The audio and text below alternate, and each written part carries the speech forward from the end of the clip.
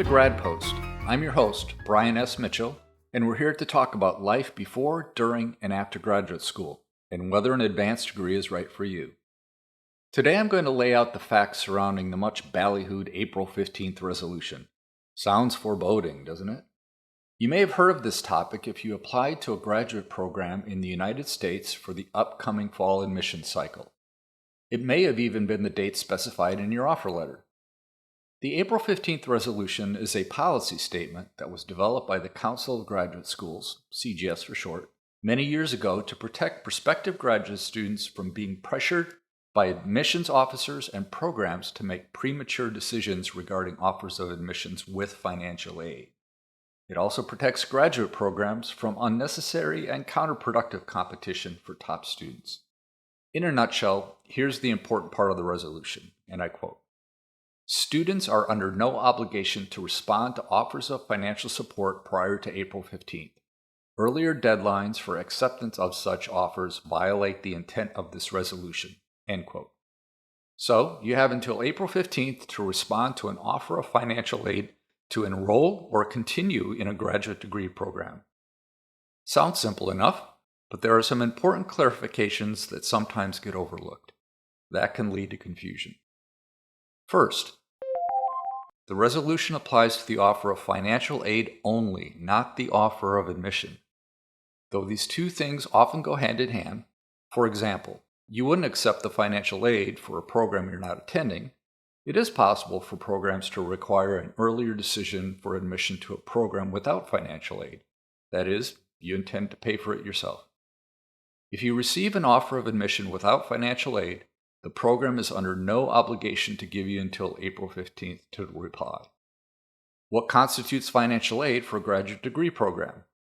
Most commonly, it's some kind of assistantship, a teaching, research, or more general graduate assistantship.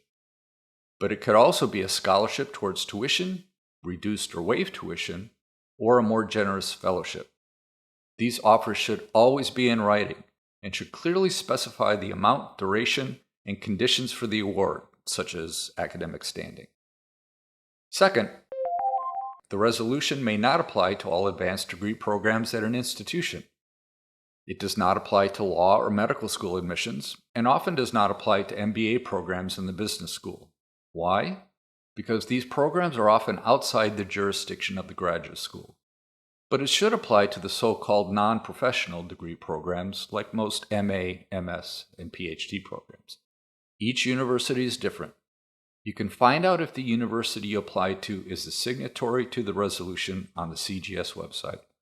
Unfortunately, there's no official list of programs that adhere to the resolution, but if the university is signed on, then their program should adhere to it. If you have a question about your offer of financial aid, contact the Office of Graduate Admissions for further information. The resolution's FAQ addresses some of these finer points about appropriateness and applicability.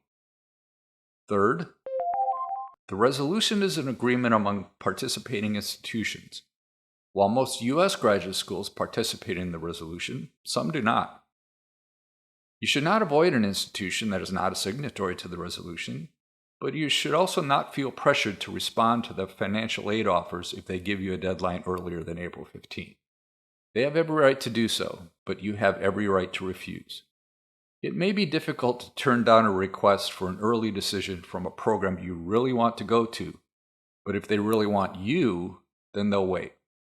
Graduate school is currently a buyer's market, and though some will give you the take it or leave it sales pitch, they are investing in you with their offer of financial aid and ultimately want to see you succeed.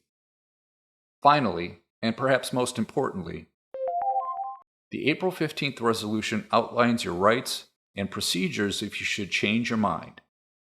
Say you get a little anxious and accept a reasonable offer of admission with financial aid to your second choice program on April 10th, but then receive an even better offer from another institution on April 11th, or from a school that better aligns with your career goals. You have the right to withdraw your offer of acceptance from the earlier institution and accept the offer from your preferred institution. There are right and wrong ways to do this. Check the CGS website. But it is totally within your right to do so. Things get a little stickier after April 15th, but you still have the right to attend the program you wish with appropriate notification. I hope I have demystified the April 15th resolution a bit. In the end, it's there for you, so it's in your best interest to understand when it does and does not apply. If you have any doubts, simply ask someone in the admissions office, and don't be afraid to work your way up the administrative chain if you feel you're getting the runaround. But always start with the program first. That's where you're applying to, and that's where you're going to spend your time. Thanks for joining me today. All of the links referred to in this podcast are available on my website at grad-post.com. That's grad-post.